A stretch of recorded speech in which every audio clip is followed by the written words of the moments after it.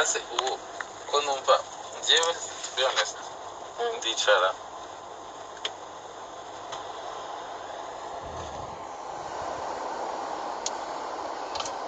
numva ko Muheto yagakwiye kuba ubu ngubu ari kuri level yo kuvuga ngo ibyo bambwiye ni ukuri cyangwa se tabuze someone who can say I'm not feeling you. What?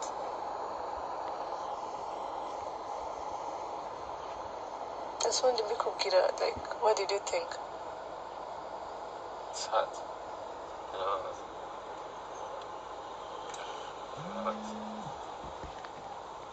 Ngo nawe dore mu kazi gusaga.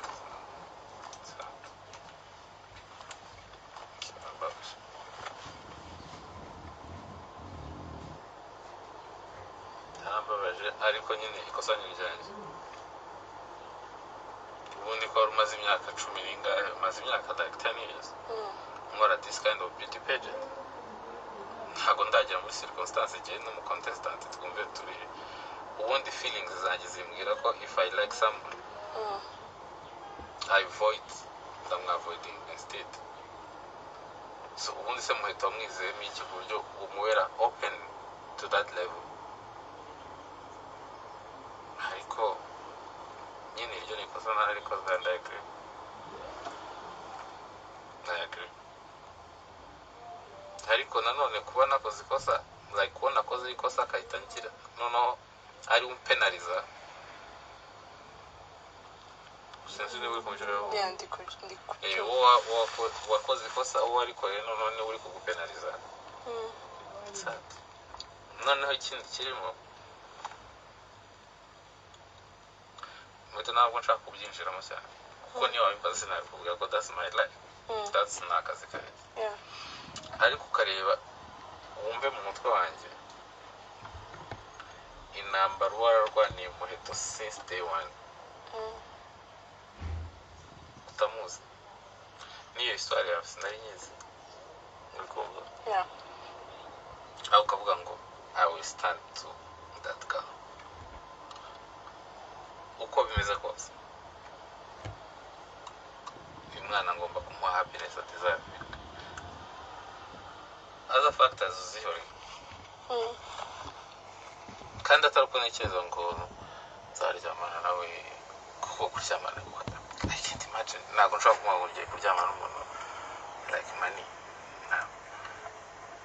nashaka kumuha ibyishimo atizabika uriya mwana yafighting for that so let me so wowe ibyo byishimo umushakaho ntabwo biguhaye kandi ikibazo uko atanabiguhaye nyine waguye muri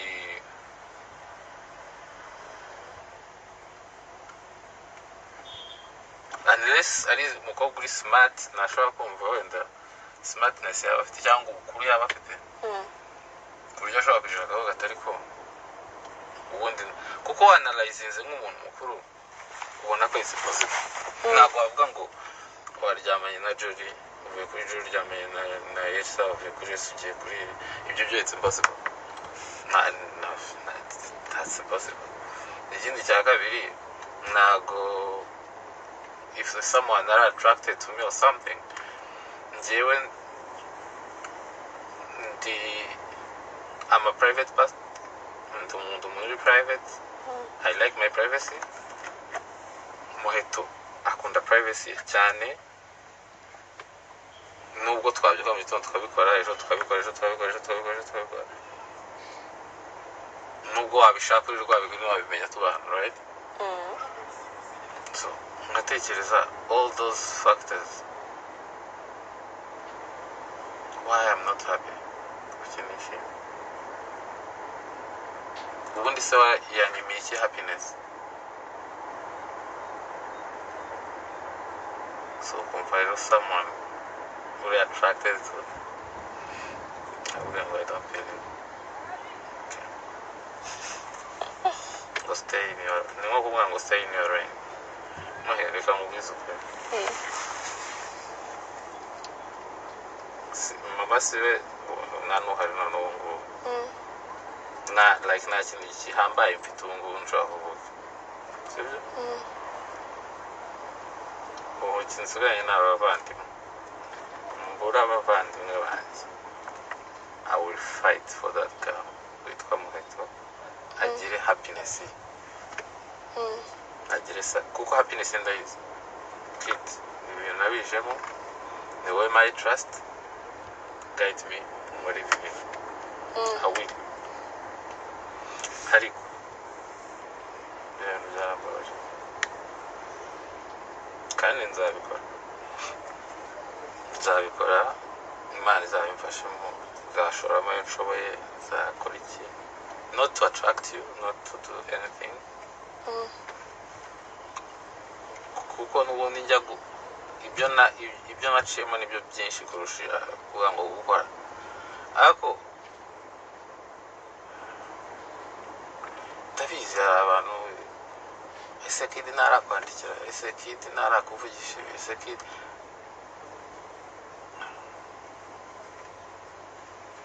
ndabizi birwaho barangabo n'ababikubaza n'abakurikira if someone like Muheto adashobora kundwanira ishyaka njye murwanira adashobora kumpa happiness njye muhaye adashobora ku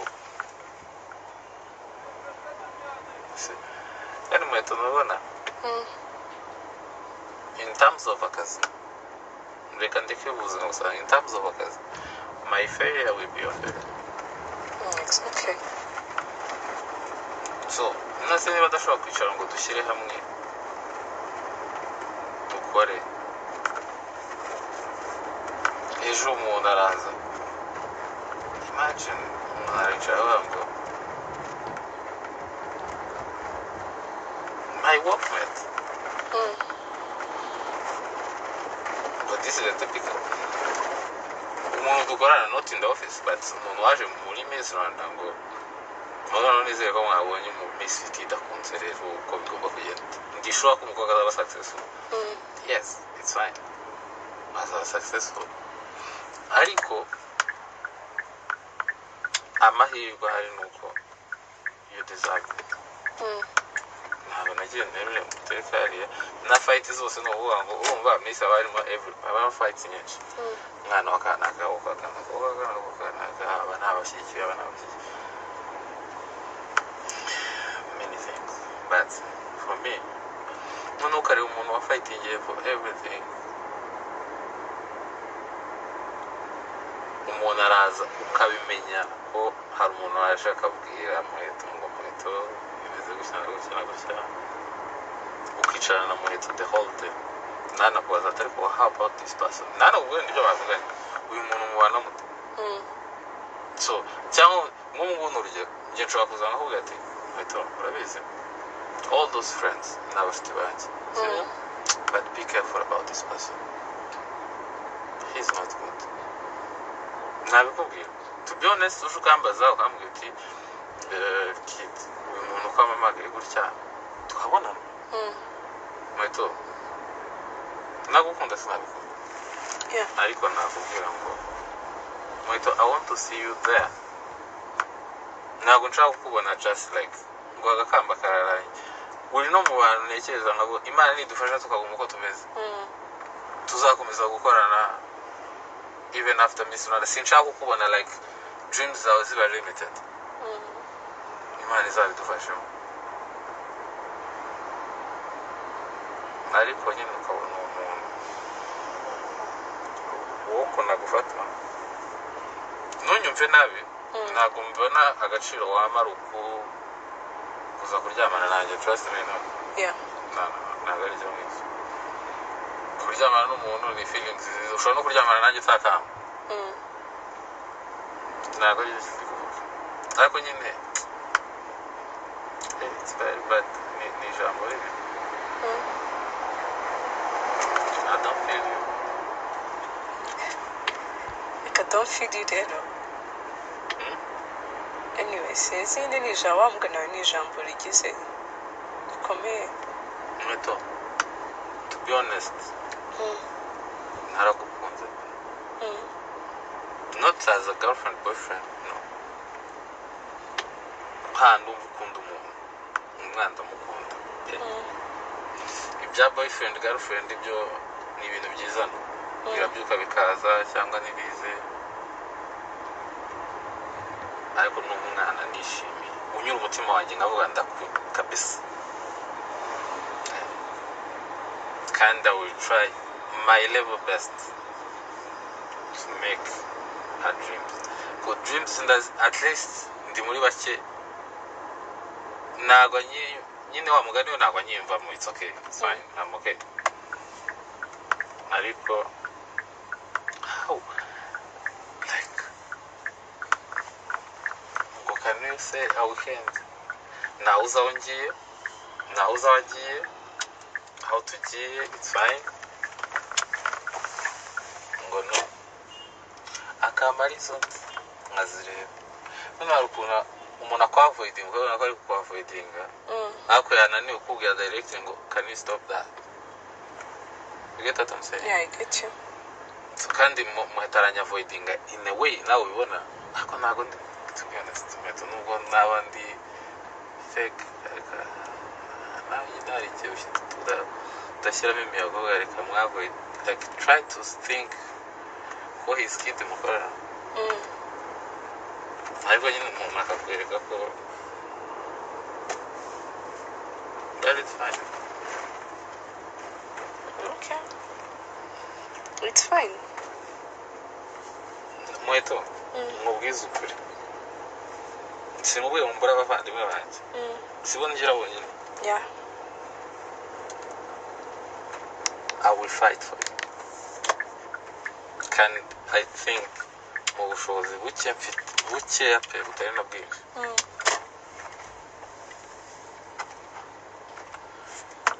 ntabwo ngiye kukubwira ibintu byinshi but ni benshi nashaka no kuvuga n'amazina yabo at least ndeba aka kanya navuga ngo ejo bundi n'abanyarwanda cyane bambwira ngo ariko mbabarira ibintu tuvuganye tubivugana Yeah. ejo bundi n'abanyarwanda cyane bambwira ngo kid sinibona iyo naza kuba tutarahuye ariko I don't know niba wenda ibyo nibyo mbwiye hari ibindi avuga ahandi I don't know and I don't care ariko at least my effort iyo nzireba nkavuga ngo okay at least hari icyo zatanze aho ariko ntabwo nzibagirwa ko Muheto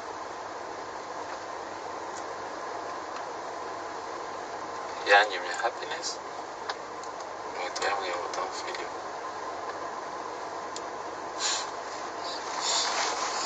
ariko I love you I'm glad ko ibiti bitagira n'ikindi the other good thing about it ni uko bitaguhindura tu ikintu cyiza I appreciate that no kumindura byo byarampinduye to be honest ariko hari kitahinduka ku giti cyawe it's okay kubera ko n'ubundi nicyo wa mugani wabasabye ngo stay in the lane mu murongo w'akazi ikitamindukaho ni kimwe nuko nshobora gufata rega Muheto nubwo nakwicara hanga nkavuga ati okay reka nkora akazi ka Muheto gusa none ahantu bibera bibi nuko wibwira ko for example twicaye tugakora akazi navuga ngo ngiye gukora akazi ka Muheto none ibyo nta nubwo byantwara 30% of my time akazi ka Muheto no ni iminota ingahe akazi ke naka kandi akaba successful abantu akaba miss rwose nsaho yakoze ibintu ariko ngewe icyo nshaka is not that ngewe ndashaka personal growth ikimuteza imbere yazi Muheto no Miss Rwanda ibyo bizakora abantu bazishima bazabona ibiki bikorwa nga but icyo ndeba ni personal growth ku buryo umwana nishaka ngo wese ujuri ni yabaye Miss sabana se niba bikorwa biraho ariko personal growth icyo ndeba nicyo ngicyo personal icyo kiri personal so wowe rero yumbwiye ngo stay in your lane kuve mu kazi mbashije kubikurikira akaba ari byo ngendera shana bikurikira kandi nubwo byamvuna byanyorohera cyane and I keep ariko that's not what I want just ndashaka kubona Muheto ndashaka kubona to be honest ndashaka kubona papa wawe mama wawe avuga ngo